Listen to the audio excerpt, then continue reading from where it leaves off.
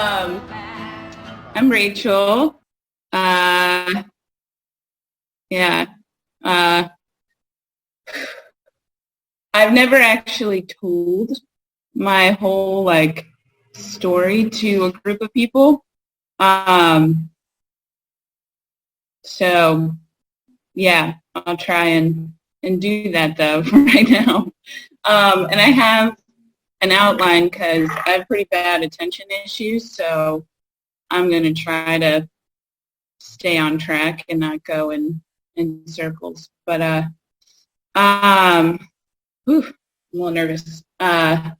Okay, so I'm gonna just kind of start from the beginning. For me, it's definitely I love dopey because it can be all encompassing. It's not just, you know, what drugs you did and how you got better and blah blah blah. Like for me, it's definitely the whole story, and it all of it kind of makes sense once you hear it all. But anyway, so I was born in uh, Connecticut in 1989.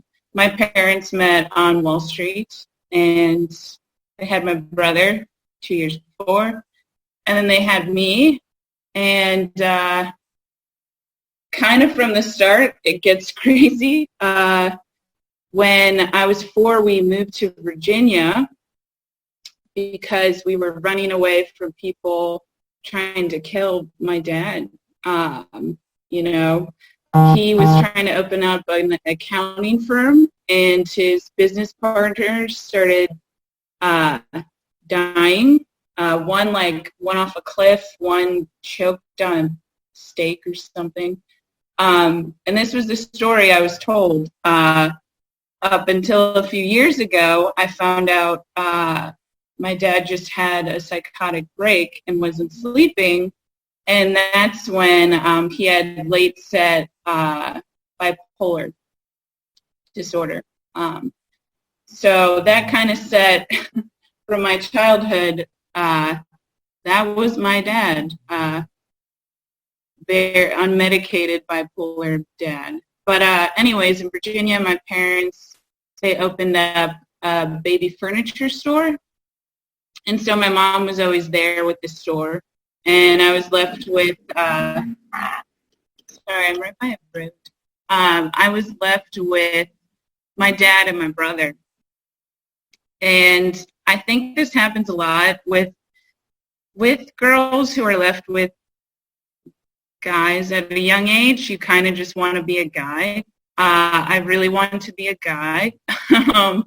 You know, I saw the cool stuff that my brother was doing in Boy Scouts, and all I was doing was like baking cupcakes and shit. And he was, you know, like going to the Grand Canyon and camping. And so I dealt with that a lot, just not even wanting to be myself.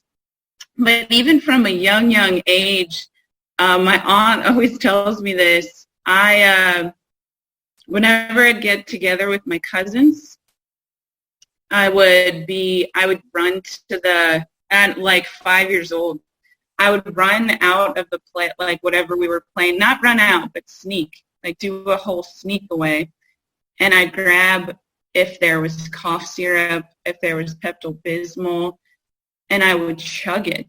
I wouldn't taste it. I would chug it. And then I'd be there with my other cousins and passing the bottle around and having them chug it. And I did that with Flintstones. I threw up Flintstones a lot. The vitamins. I thought it was cool, all the different colors it would turn, rainbow puke. I don't know, with a lot of stuff, I did that. And I even, like later on, like 7, my dad always had a bunch of pills. He was a hypochondriac, is a hypochondriac. And I would carpet surf at like 7, 8 years old and just like probably had, you know, I don't know, really good heartburn was good, and, you know, all that. Just really weird stuff. And I'd never heard of that. It was just like instinctual to like, this is different. Daddy takes them. I'll take them.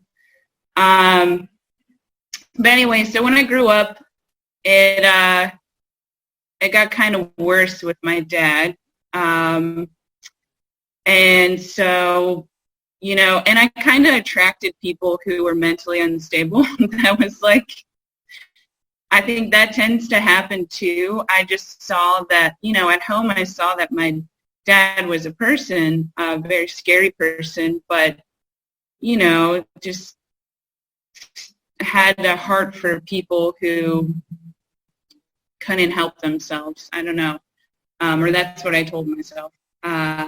So I had friends tried to commit suicide in my bathroom in middle school. I'd have to call mental institutions and all this stuff for friends. And I just and people who were serious pathological liars at a young age, lying that their boyfriend died. And that's just what I dealt with. So in high school, and I didn't really party then either, because I lived with a crazy person. And to come home to that fucked up was the most, I had to be on my game. But when I was 15, I did get alcohol poisoning. I had one night I left for, at my one party I went to in high school. And so maybe that helped stave off going in on drugs and alcohol. But I was so excited to leave the house and do drugs and alcohol. But in high school, everything, shit hit the fan. I had an undiagnosed autoimmune disease, so I was just tired all the time. But my mom was diagnosed with MS. She had to sell the business. We moved 2 houses away to the shitty old man's house. We lived in this Victorian style looking house, and 2 houses away. And we got to see that house. They did a paved road that I always wanted to play basketball on. They had, they built a play set in the back. They got a dog. I was just fuck that life. That's my life that I wanted. So anyways, Mom got sick. We moved. She sold the business. My brother had his own addiction. I don't know if we've ever talked about on here, but friggin' hate it. It's called video games. And he played World of Warcraft and drank in his room. And I remember my parents would be call your brother down for dinner. And I'd peek in his room and it'd be just pitch black with a screen on his face, and he's huddled in his chair with a sea of bottles around, and just he was so angry. He was not well then.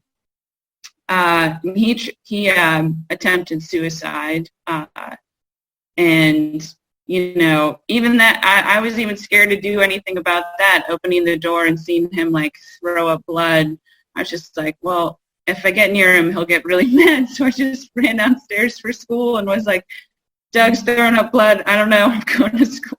Really abnormal shit. That's not a normal day. That's not. And at this time, my dad, he was always really abusive, but he was getting really sloppy with it. So I would go to school with marks on my face. And it's, this is a dark humor that only some can relate to. It's not even, it's the protecting of it. It was, I was already pretending not to be myself because I was so scared what that would do if people knew. But I'd look in the mirror and try to cover it up and be fuck, I can't believe he did there. Why didn't he do it here? Just really psychotic thinking for a 16-year-old kid. God, but someone called in CPS, so I got to throw a card down. I forgot to say my dad is a compulsive gambler. So while my mom was sick and she was getting like spinal taps and shit and selling the business, my dad would just leave and go to Atlantic City and gamble. And even like I have like weird memories of like I would find condoms in his bag and like because I at this point, oh yeah, carpet surfing went to like I still would like steal some pills from my dad, but I wouldn't get fucked up, and I wouldn't go party, and just like yeah.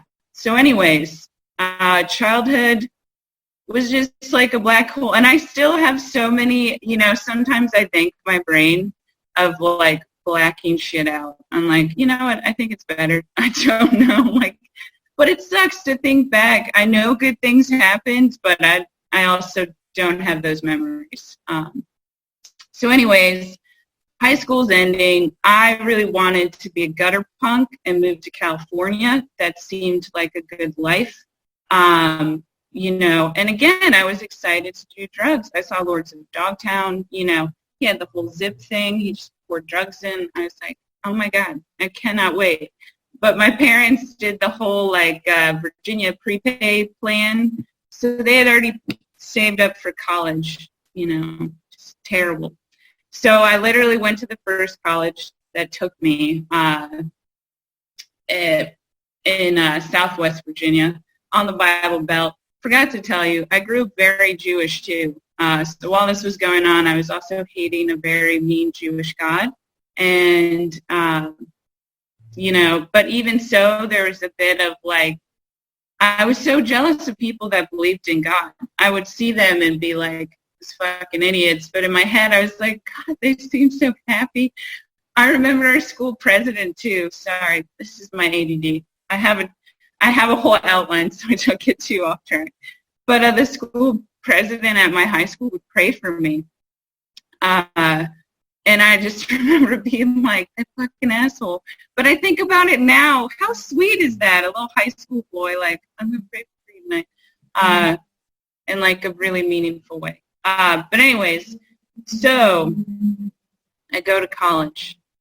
Even before college, I got out of my house. That summer between high school graduation and college, I went to like 11 music festivals and just like I tried acid for the first time. I did this drug, that drug. I'm like, oh my, I was just in heaven. I was like, why does anyone leave these things? Like, and I even did a bit of that throughout college, just going to festivals and staying there. Like, yeah, I'll pick up trash. I didn't have money to pay for like Bonnaroo and shit, so expensive. So it's just more reason to, you know, help out, clean the earth, look for drugs, eat the drugs. So anyways, when I got to college, they diagnosed my autoimmune. I got on drugs for that. But I broke up with my high school boyfriend, and I was sad. So I went on Arrowwood and looked for drugs that would help boost your dopamine, and finagled my way to get prescribed Adderall. It, you know, it's a methamphetamine. It makes you happy. So I instantly got on Adderall, abused the hell out of it, and you know, I took like 160 milligrams with this. I lived below this nymphomaniac who literally I wish my roommate was on here. We'd take her broom and like she lived above us. She was wild, but we ate so much of it when I first got it, and just during class, went outside, like met in the middle of the field, and we're like tripping balls. Like if you take enough, you can actually trip. I don't know. Don't want to get too into it, but yeah. But I also did need those drugs. It was like, I'll abuse them. Oh, I actually needed those. And you know, college, I immediately met those friends who drank a lot. And I never really experienced drinking as like, you keep doing it. It'd be like high school at once in a year I'd do it. So that was really cool. And even from then, it was like and they actually lived in a country town where I grew up in Richmond. We would drink Evan Williams as a pregame, but we'd be so fucked up that we couldn't move. So we'd always be the after party. We'd never actually make it to the party. And it was just like crazy. Like throwing up was like so normal. We kept drinking and it was just, what a life. But in college, I met this guy who was actually one of those girls' friends, and I fell in love with him. And he didn't go to college. He lived back at home, and he would just come visit. And I remember he called me one day. He was making extra money by like picking up or taking the trash out of buildings.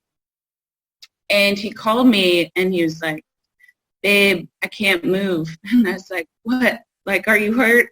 He's like, "No, I took, I don't even remember the pill that he took, but he took some sort of opiate.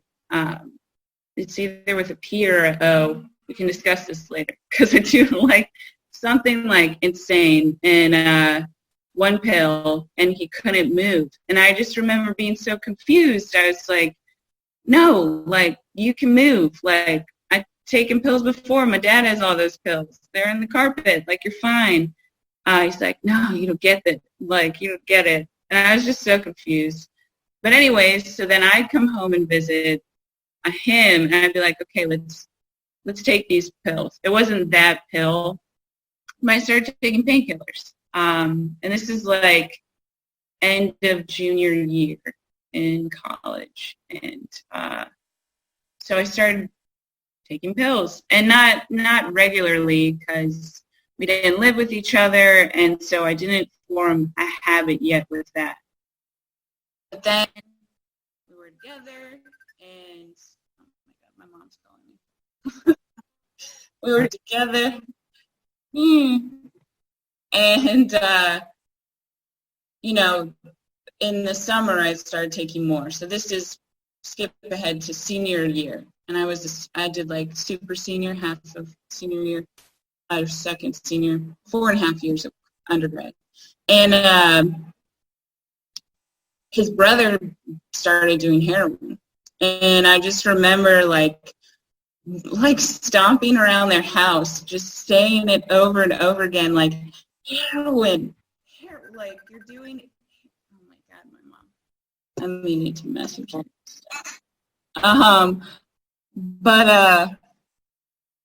So, I was just like, "No, we know not to do, that's the drug you don't do." Like, and all these, I even had all those stereotypes of it. I didn't know enough of what it could be like. There was a needle in your arm and Maui and like dogs eating your foot. But anyways, so I was just like, "We're not doing that," and blah, blah, blah. And his brother was just sniffing it at that point. So one day, we had been dating a little while now. I still hadn't met his dad, my boyfriend's dad. And his dad was, he was like always helping people out. He just seemed like a better version of my boyfriend.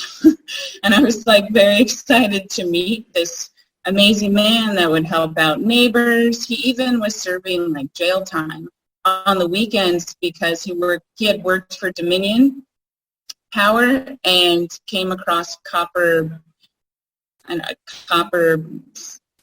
poles, I don't know the term, and he had given them to the other workers to make some extra money, and he got in trouble for that. To me, that's heroic. I know that's dumb. He lost his job in jail on the weekends, but anyways, I really wanted to meet the dad, and I was over there one night, and we met at a local bar back home where my boyfriend lives. And, he said his dad was really tired and he probably shouldn't come, and I just insisted on it. I was like, no, like, we're right here. He just has to drive over to this bar. So we were waiting and waiting, and we got this, like, really terrible feeling that something bad happened. And then driving back, we saw these cop cars, and they were kind of like joined together. And they told us that his dad had hit a tree with his car and died. And,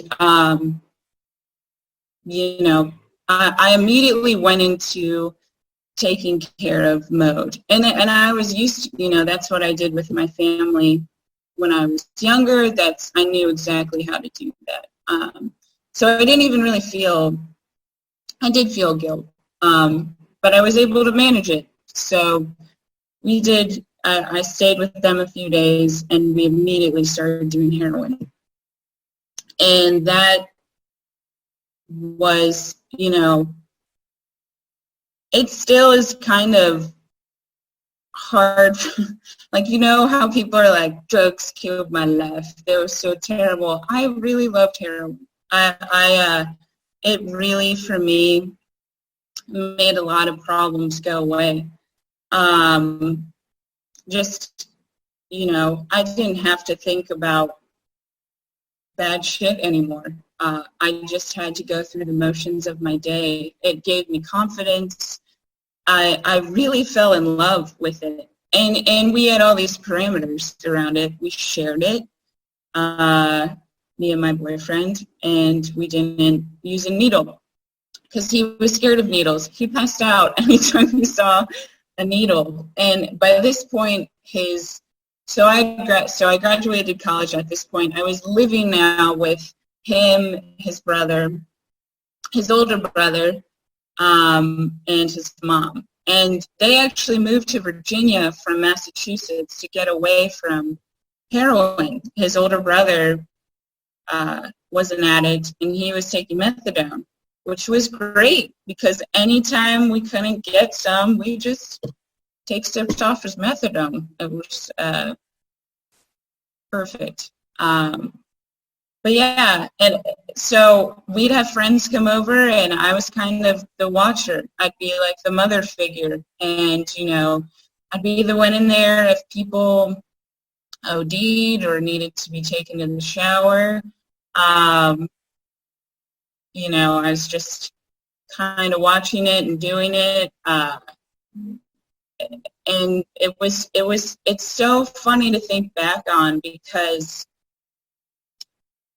sometimes it seemed easier because there was only one thing to worry about, and that was getting heroin. That was it. I remember we'd talk, and like we didn't even have a mattress at this point. Like we'd sold so much stuff. There was a rifle we had, hunted a bunch. If people came to the house, like holding the rifle out, like it didn't matter. Like things would happen, and it was just like, no. We'd go to the scariest places in Richmond. Richmond can be a very scary place, down on Chippenham, and they would just tell me, it was my boyfriend and his brother, to lean back and not look where we were going. But I knew where we were going, and just a lot of scary shit happening. And I remember like freaking out, like, what was that? I heard gunshots, like all this stuff. And we get home, and like, what the fuck? Like, what are our lives? And then my boyfriend would pull out drugs, and I'd be like, oh yeah, we're fine. Like, it's all good. It all makes sense. Look what we got. Yeah. And at this time, looking at my notes, I was in a lot of dead-end jobs. I was somehow a waitress, but I was the worst fucking waitress. Oh my God. I would bring out entire wrong meals to people. Like, we like, get a sandwich? Like, and they're like, no, we got steak. We just talked to you.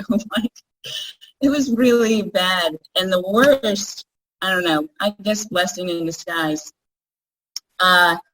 I went to undergrad for geography, and for some reason I thought I would count turtles in a field and they'd pay me, but they don't pay for shit like that. It's all, just to build your resume. So that's why I ended up waitressing, and I ended up doing substitute teaching. And with that, I met some kids with learning disabilities and autism, and I friggin' loved those kids a lot. And I was like, maybe I could do something more with this. So I got a friggin' job at my old high school. I was still addicted to heroin. I was still using heroin. And I also worked at a daycare with first graders. And so I had those two jobs. And I worked at Denny's at the same time, the graveyard shift, like until 3 in the morning. Because I had to pay for drugs, duh.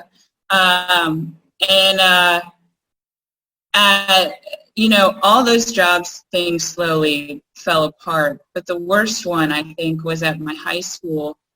I had this kid. I was working in the autism suite, and I saw problems from the get-go of, there was a sensory room in there, but there was like metal desks and chairs and shit. They didn't give us anything to follow, so we were just these glorified babysitters pretty much. And I had this one 14-year-old kid who was like, I like stuck with him mainly. And this kid was biting my arms. I had to wear arm guards, and I'm still like going to the bathroom doing heroin. I'm just like fucking kid. It was just insane. But I still, it's like an addict brain. I was like, they saw nothing in this kid. They wanted me to keep data to get rid of him. So I kept data on him, but they're like, oh yeah, he can't talk and he's not going to eat. And I was like, well, I'm going to prove that wrong, obviously. So I did. And he talked, he said tennis court. He ate some popcorn. And this kid, he would bring a lunch every day and throw it out. He'd just throw it out every single day. But he had like explosive anger. And that I didn't know how to manage. I didn't know how to manage feelings like a lot of us. So I didn't know what to do with that. One day, and they wanted to get rid of him. So one day he was in the sensory room, which wasn't really a sensory room, and the head of the department was like, all right, he's making a lot of noise, I'm having a meeting in this room, like, or she was even like, it sounds like a mental institution here, and she's just, and she locked the door. I didn't even know that door could lock. And she was like, turn your back against, that he sees you're ignoring him. And me and another assistant teacher were like, what the fuck? And we turned our backs and we were like looking at each other like, this shit is not right. It's not right. And then all of a sudden you heard this like, and he was hitting his head against the cement wall. And I was like, what the fuck? And like we both looked at each other and unlocked the door, and there was blood everywhere in that room. And there was like beanbag with a sheet on it covered in blood, and we were like, what the fuck? What the fuck? Like, and we got him to calm down, and the school was like, all right, we need to clean this place up. All right, take the sheet, take it down to the gym. They'll know what to do with it. Blah, blah, blah. When we're done with this, give me your data on him. And I was like, what the fuck? And I'm like asking questions, like, what's going on, blah, blah, blah. They're like, clean up his butt, blah, blah, blah, blah, blah. His parents are going to come in, don't say anything. I'm like, what the fuck, what the fuck? So I hand him the data, and he goes home. His parents are like, what the fuck? And I'm like, he just had an accident. Like, what? I don't know. The next day, they called me to the office. And they're like, it was the principal and the head of the special ed department, a bitch. And they're like, we're terminating your position. And I was like, what the fuck? And they're like, we have video of you nodding off on the bus. I rode the bus in the morning. The job of the assistant is to make sure if people, like there's a kid who had seizures on the bus, to make sure that they're okay. I didn't even know what to do if the kid had a seizure, but I guess I just had to be there. But anyways, they supposedly had video of me nodding off, and I freaked out. I started screaming in their office. The security guard had to get me, who was my security guard when I was in high school there. And I'm like yelling, and he's grabbing my arms, and I'm like, "Come never get me, blah, blah, blah." It's just insane.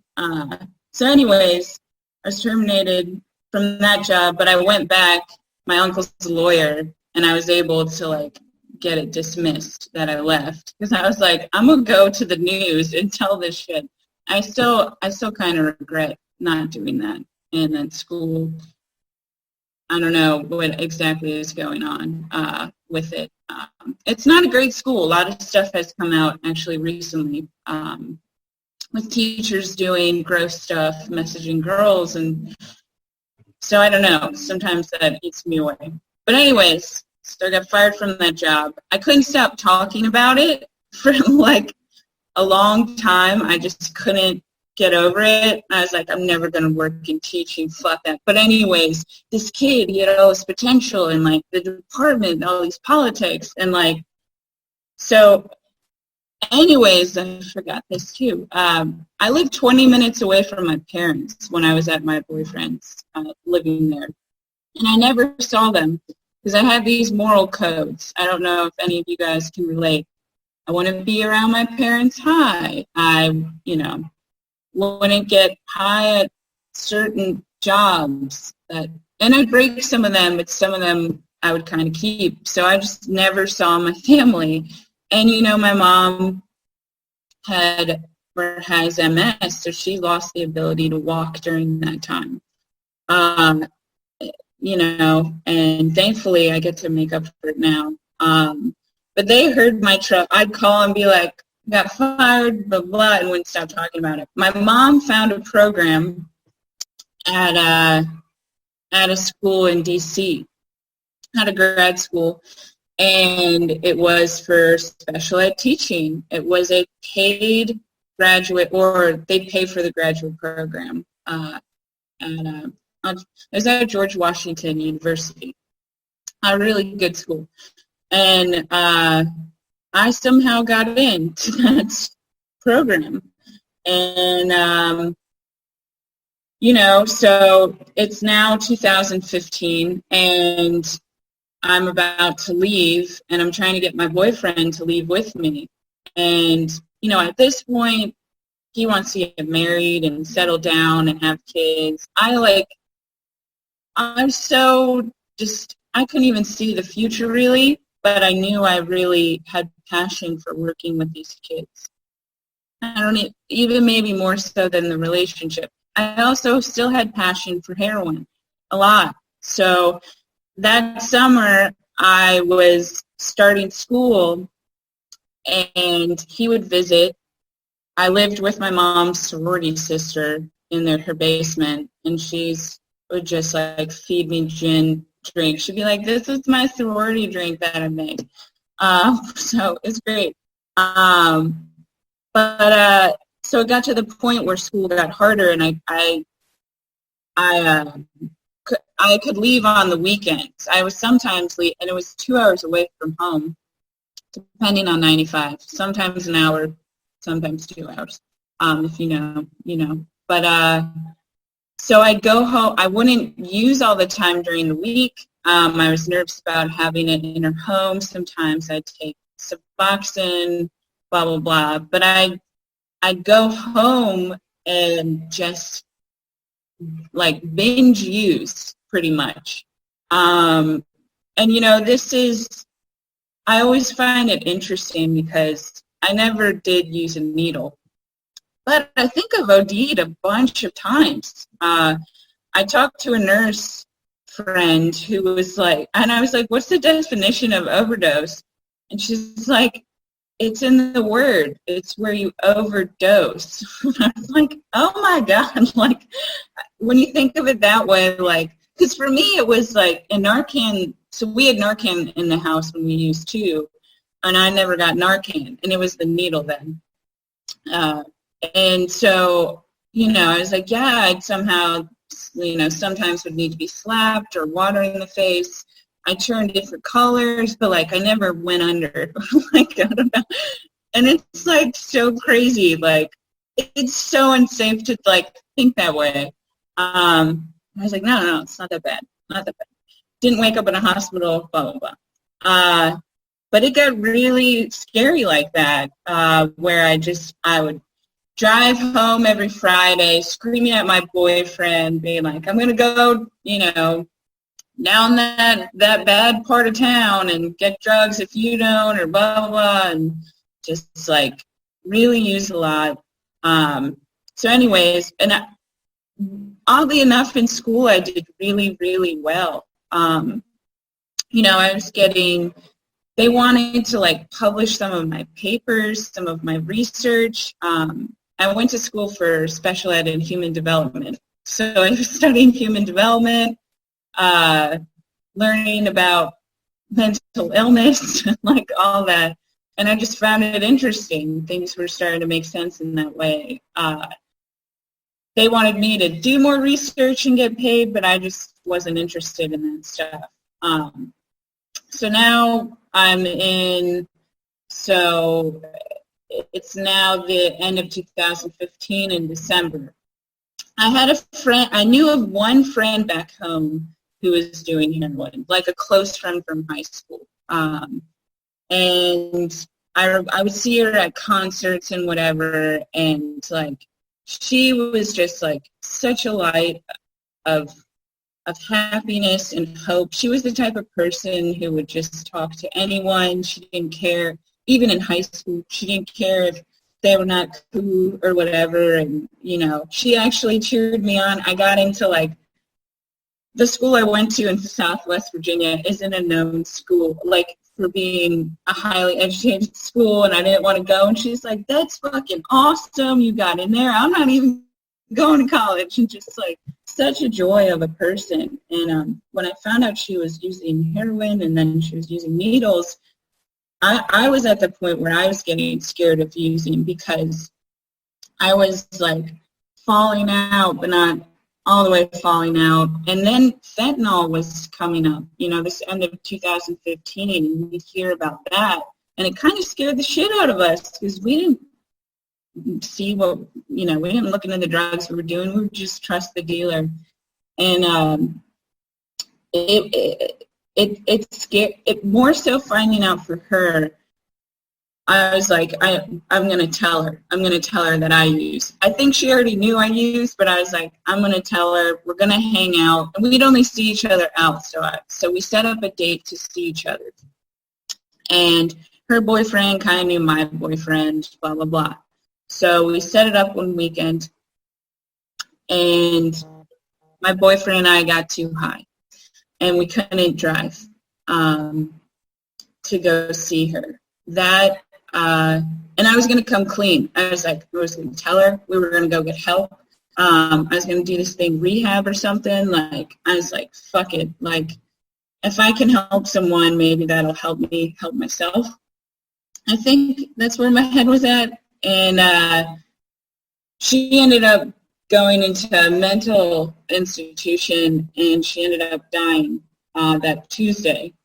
And they still don't know what happened. They did 15-minute checks by nurses, and they don't know. This is definitely messed up. You can have visitors at a lot of these facilities. So some part of me thinks that someone slipped her something, not slipped her something, gave her stuff. And so I don't know. That kind of fucked me up a lot. So I started to like have like suicide ideation. I was still going to school. I still had a boyfriend. I was in an internship too at this point. Oh, in my internship, I had middle school. It was all middle school boys with mostly autism, and I had this chronic allergies all the time because I would use on the weekend and withdraw all week for like 6 months. That's what I did at the beginning of school. And, you know, I think because I was prescribed Adderall, I still used that as prescribed. I hated it, but I think it helps with my heroin withdrawals. Like, but I don't even know what I did to my body. But that's what I did. And but yeah, so I wasn't doing really well at this point, still going home on the weekends. Then we skipped to 2016 in February. I'm home with my boyfriend. My parents are out of town. We would steal from my dad. It was always a safe bet to steal pills from my dad because he didn't really need them. He wouldn't take them. He had prescriptions from like the 80s. I'm like, what the fuck? So it was kind of cool to go back in time and look at what he was given then. But we never took from my mom. That was another like moral code. Like, will not take from my mom. But we were out. We had gone through all of my dad's stuff. He was going into withdrawal, and he was like begging me, like, let's just take it. Let's just take your mom's. And we did. And I just remember it like a movie. Like, I just lost. I was in love with this guy. Like, I was like, we're going to have little heroin babies. Like, I don't know. You're going to move up north with me. And I don't know. But I just lost all the love for him. And I then drove back up after that. He knew stuff was weird with me. Something was different. And I talked to a friend up there. She was actually one of the friends I drank with in college. And she's like, you need to get rid of him, blah, blah, blah. So she messaged him and blocked him on everything. And that was the last time I was with him, and that was the last time I used heroin. And then she was like, but look at this guy. And she like, there's this other guy who lived up there who had kids, also lived with his mom. Maybe that's a fetish, going for guys who live with their moms. And he didn't do drugs. His mom actually used to be a coke addict and was clean now. And so he had this deposition,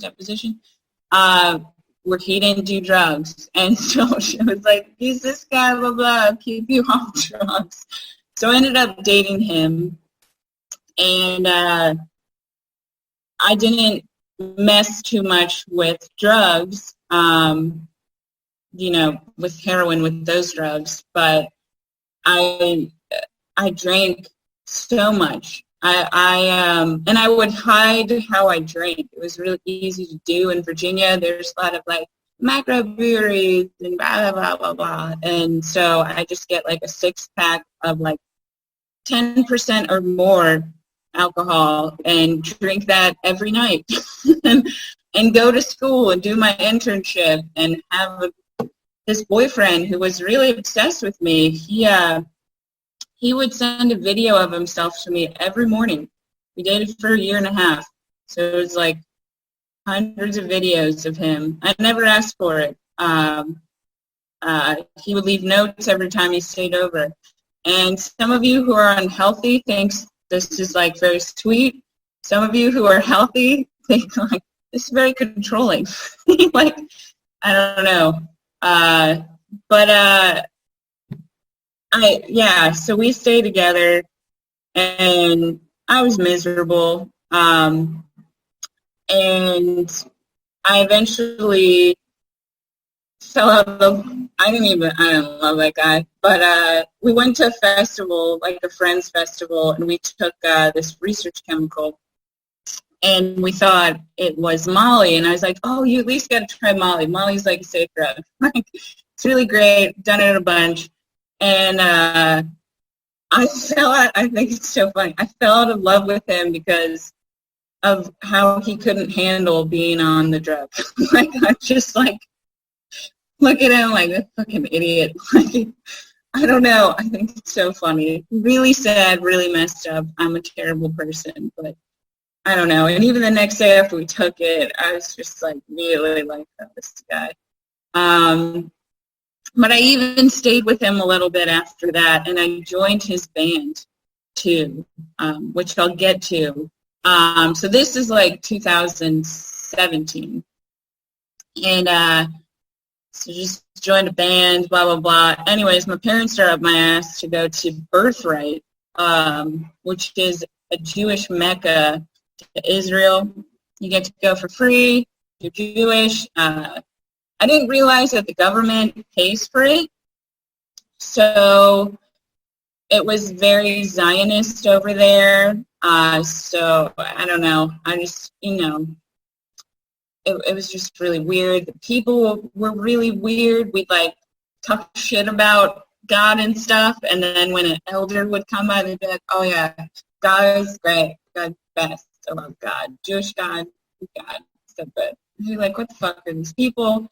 So I drank a lot, and they kind of push this drinking stuff on you. It's really weird. We were on like this, I think it's called a kibbutz, like where people work and you live, and it's all communal. We like broke into this unlocked room, and there was just like alcohol everywhere.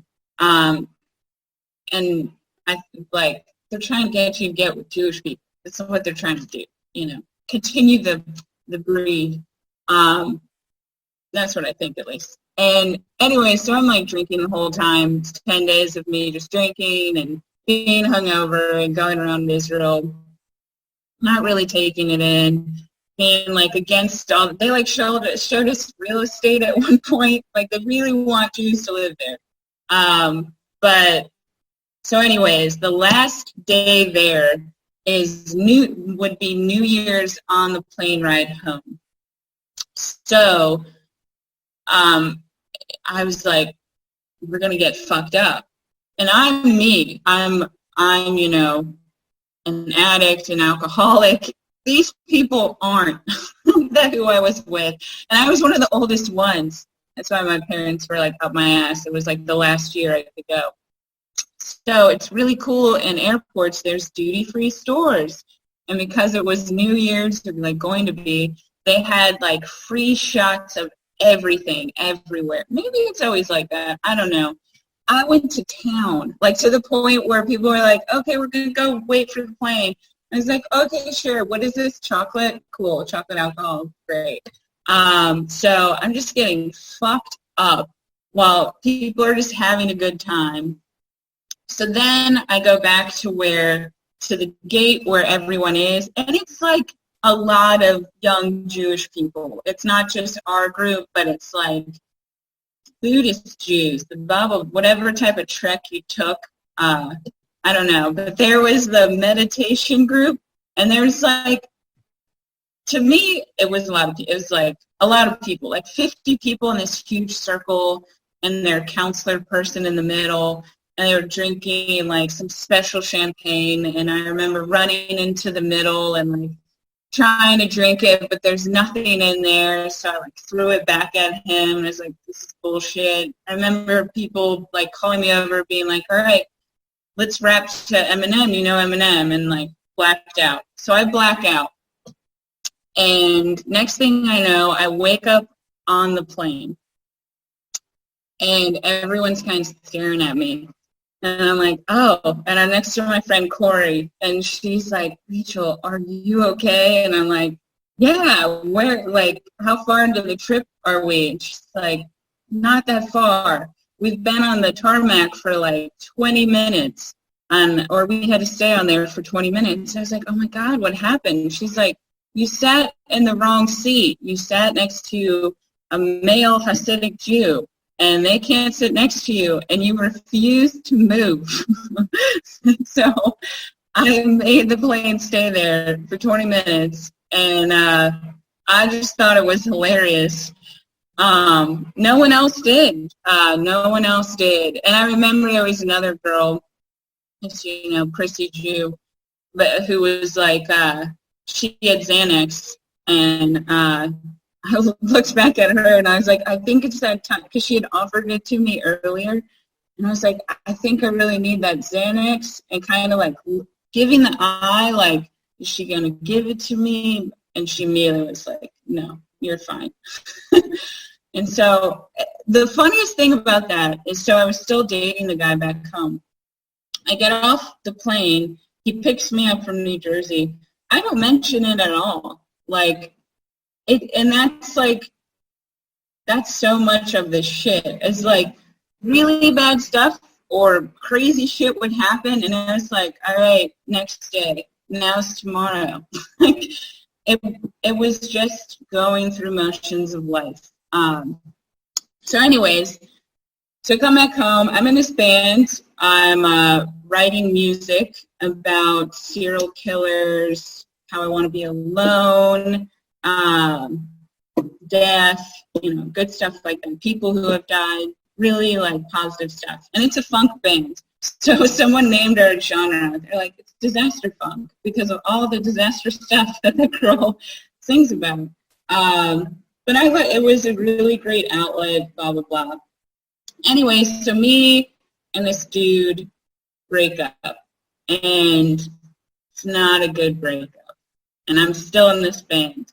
So I decide, and a little prior to this time, I started to go to doctors. I was like, no, I can't. I was still dating him, so I couldn't have coke or those type of drugs or heroin. But I can always get prescriptions. And just like weird stuff I had got a concussion, and they gave me like some strong ass like sleeping meds. Like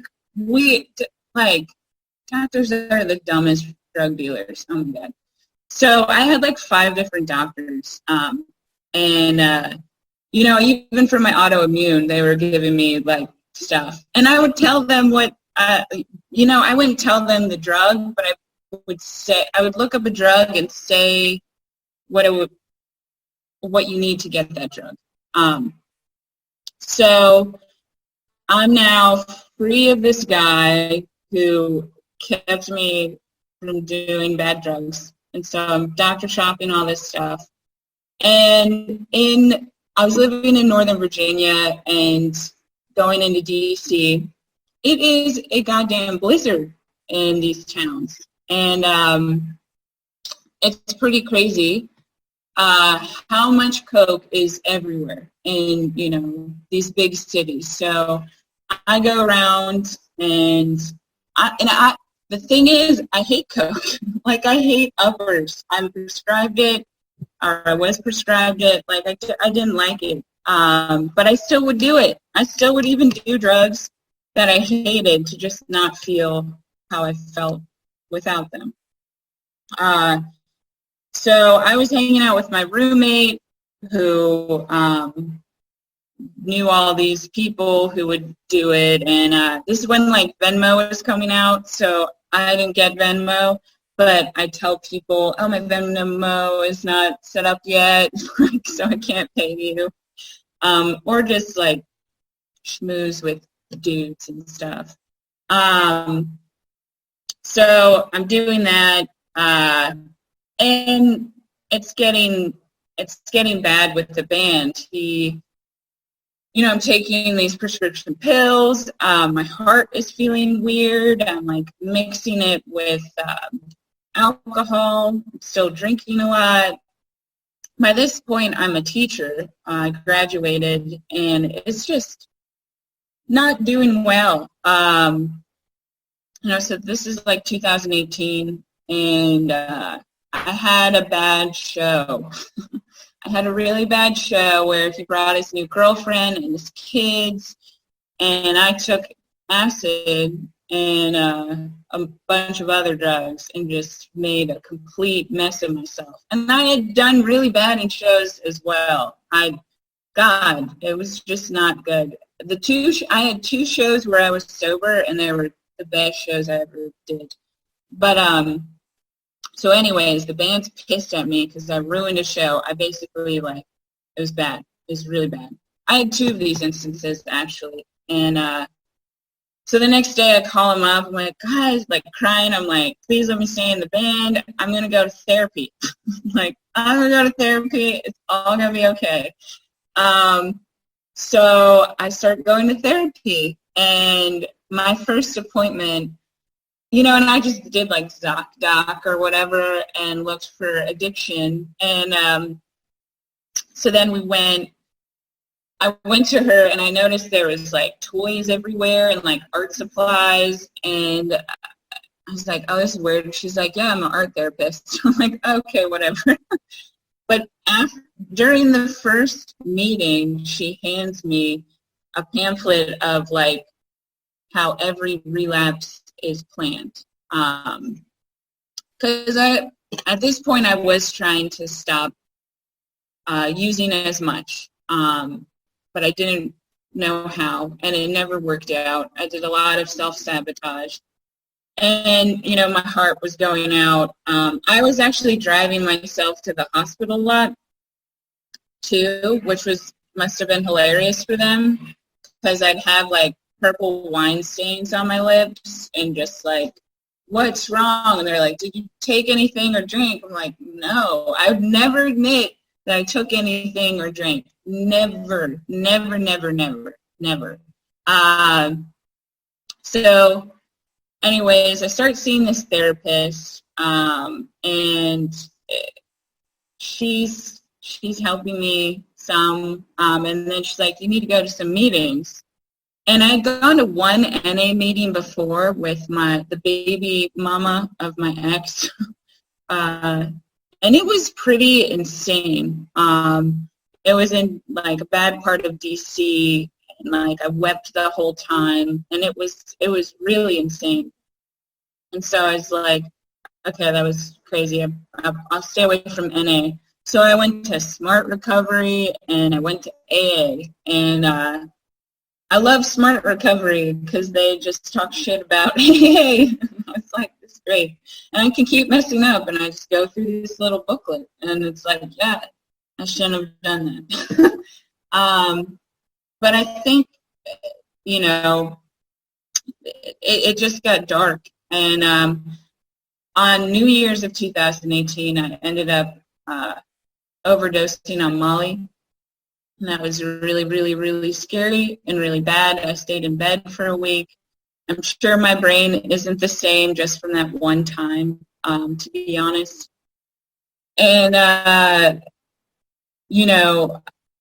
I started realizing this friend I was with was a little crazy because I was trying to get better. And this was a friend who she would just she was trying to get a boyfriend, and would just talk for hours at night, and I would just be drinking and using, and it was really great for me because I felt like I was doing a service and able to then service myself.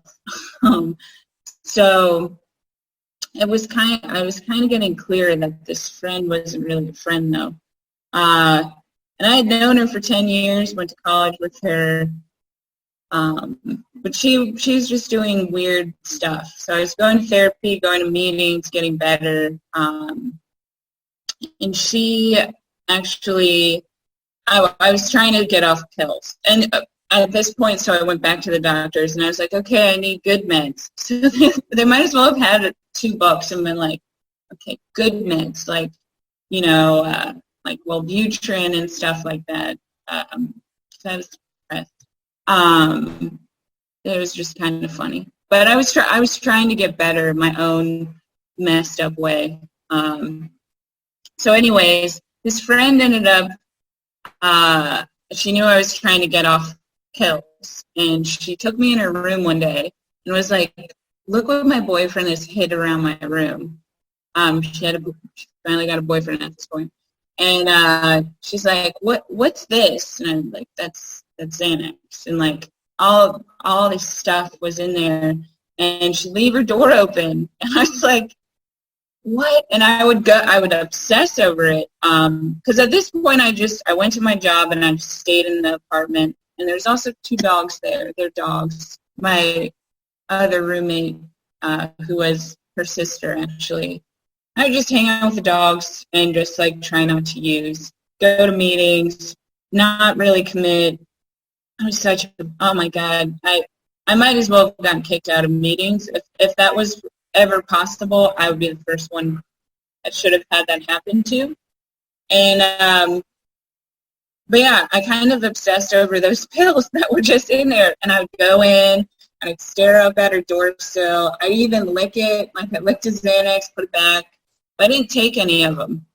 So then I was like, I'm going to test this person out. And I told her one night, acting, I was like, oh, I just can't stop, blah, blah, blah. And I took those pills in there. I took all those pills. And she's like, I knew you were taking them. I just didn't say anything. She's crazy. She's a little crazy. Yeah, and just things were coming out with her. I talked to a friend I hadn't talked to in a while and just fucked up things she had done to her. She had borderline, this friend, and it got more and more obvious. And one day I woke up, she also pretended to come out that she had herpes. She did have herpes, but it wasn't the first time she had it. You have it for life, whatever. And so, I don't know, she was kind of freaking me out, and one day I woke up and I had these, like, rough spots on my neck. I went to the doctor and I was like, what's this? And they're like, it could be, like, a form of herpes, not sexually transmitted, blah, blah, blah, blah. And I was like, oh my God, I should probably put it on my pillow. Like, I don't know. So I called a nurse friend who knew this girl, and I was like, yeah, I think she put her herpes on my pillow, blah, blah, blah. And she's like, well, it's kind of weird you haven't gotten it by now. She's had it since college. I was like, what the fuck?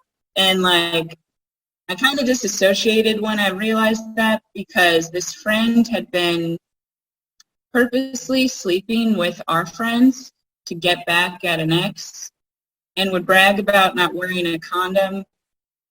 I didn't know she had a sexually transmitted disease at the time. So I was like, what the fuck? And this was the person this was like my last friend. I had like no friends left. I kept everyone away. I would hang out with people, these like, fair weather DC friends to do coke and Molly, blah, blah, blah. Oh, and I also was microdosing at this point. I would walk dogs and get paid in acid.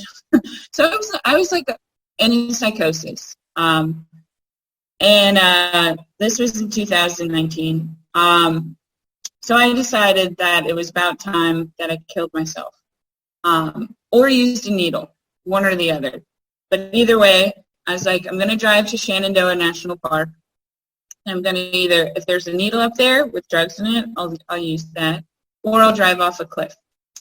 So I get to the park, and I start driving, and I played Elton John, Someone Saved My Life Tonight, over and over again on repeat. And every time I would like think of these thoughts and it would get bad, I'd be like, okay, it's time to drive off the cliff. And as I was trying to drive off, a bear ran into the road. There's bears there, but it still kind of freaked me out. The bear looked straight at me, and I was like, what the fuck? Like, okay. And it just kind of stood there. I was like, okay. And it eventually moved. I was like, I'm just going to keep driving, like, there's bears or whatever. And I'm driving a little more, and then I start to think about something, and I start pulling off. And then a bear pops up in, like, the edge of the woods. I'm just fucking, like, pops up standing and looks at me. And I was like, what the fuck? Like, and then I was like, okay, maybe today's not the day. So then I pulled over to like a cliff thing and just wrote a letter to this friend of all the things that I wanted to say to her. And I drove back and I went to see my therapist that Tuesday. And by this point, by the way, I never thought I was an addict. I thought I got rid of heroin. I'm good. You know, some people drink a little more. That's fine. So I would just like have talks with my therapist and just like, yeah, I'm not an addict, blah, blah. So I came into her office studio, her art studio, and was like, I know what it is. I'm an addict, blah, blah, blah. And like, I can't imagine what she was thinking. Like, the first thing she gave me was about relapsing, and it's just really, really wild. Then we started some serious work. That friend moved out of the house. I went and asked for a sponsor.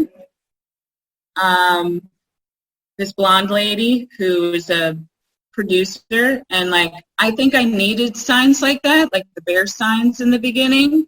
She helped produce Cash Cab. I don't know if I found her an award. She had to actually buy it because they had fired her. So, but I like needed stuff.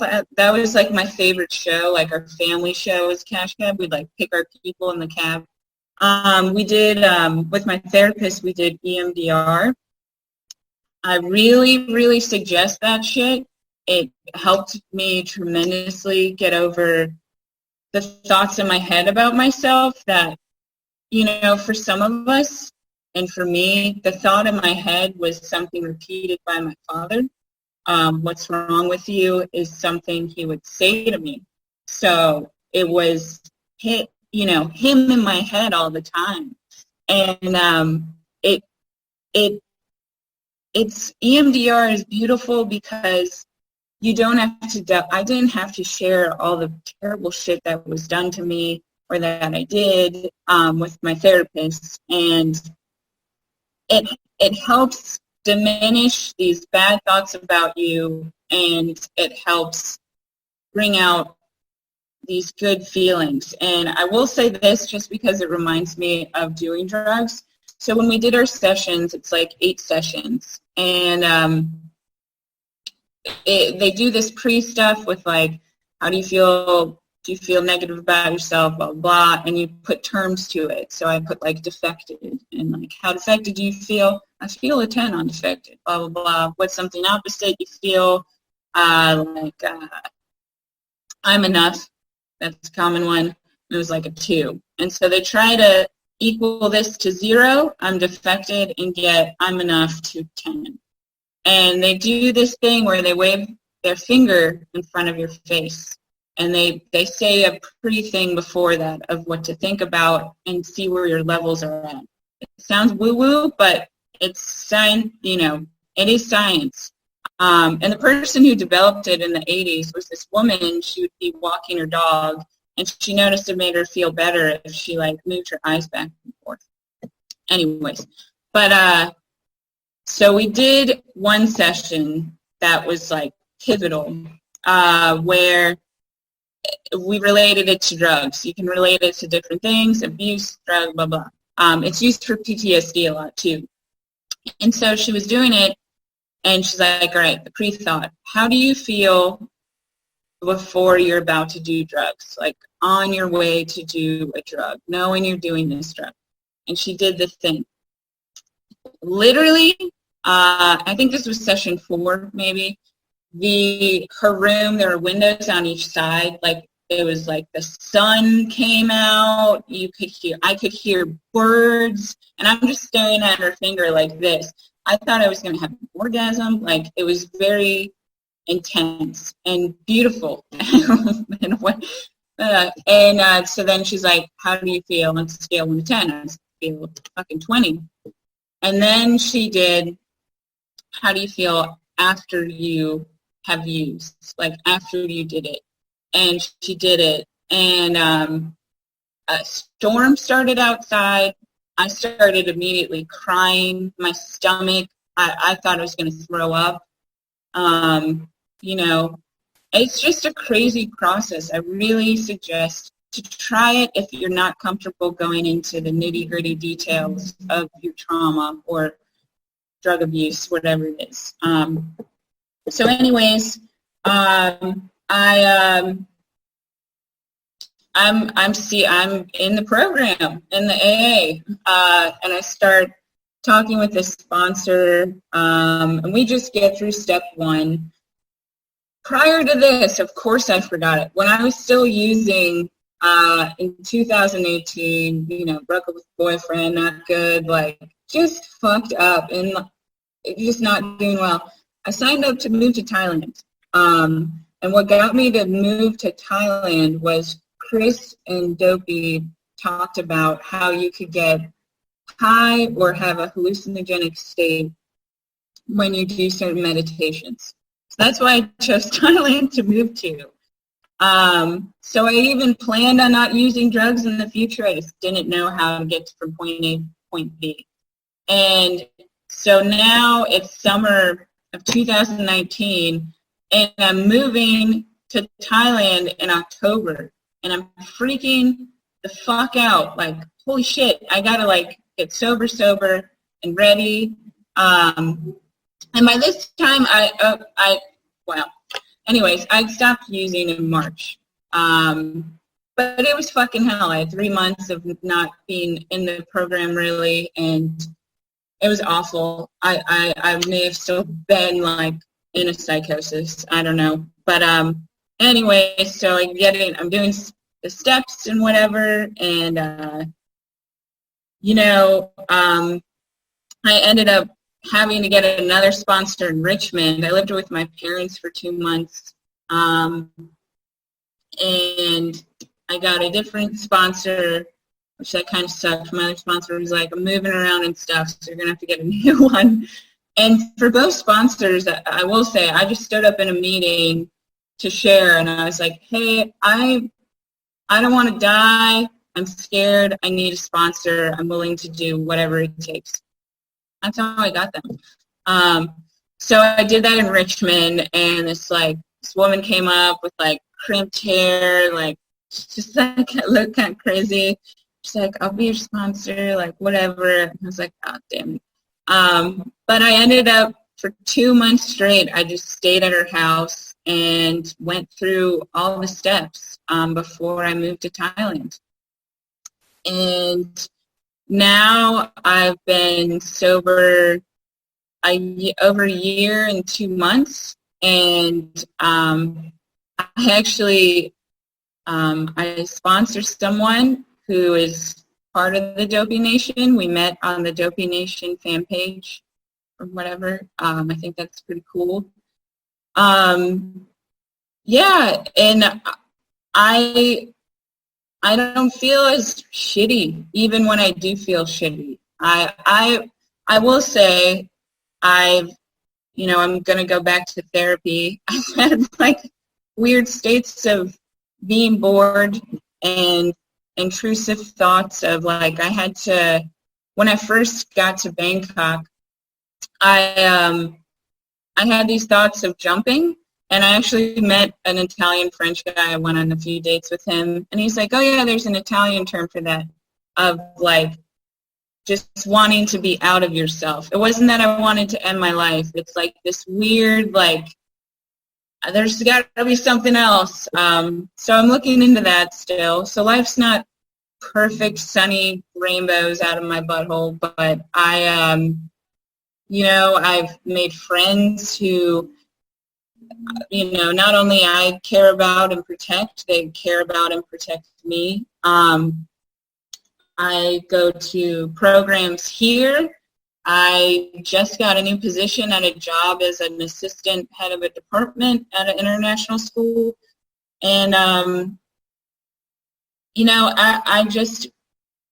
guess that's the best way to put it. I feel better even when I don't feel good. And I've never had that before. For years, I was just in a constant state of survival. And I'm still trying to get rid of those coping mechanisms because they're really defective now. and they're not useful. But it feels great. I'm so thankful to be alive. I have a good relationship with my family, even with my dad. I don't necessarily call him directly, but we talk, and you know, a lot of people here are trying their best, even if they do really terrible things. And it's not that that needs to be forgiven, but it needs to be looked at as human. So that's, we're all just humans, and some people just aren't in touch with their humanity as much. But I'm glad to be looking at mine and try, I just like the song says, and God, Dopey kept me company. I listened to Dopey before Chris had passed, but when he passed, I didn't even know he passed because I had started from the beginning. And I do think no one needs to die from this to be a lesson. We all know that it's crazy, but what they put in drugs. We know that it's not the life. But yeah, I'm still figuring it out, and I'm happy to do that. Life is more interesting, and it's not always great though. I mean, I have programs. I'm being programmed by programs because it is hard to live without drugs. It really is, and it's something I have to work at all the time, and I have to talk to people about. But I'm not as scared to do it. There's nothing to hide anymore. I don't have to hide marks on my face or what's going on with my family or things that have happened, mistakes I've made. I'm okay talking about it because I know that no one's perfect, and we're all just trying hard. And yeah, that's really all I got. I think I went way off.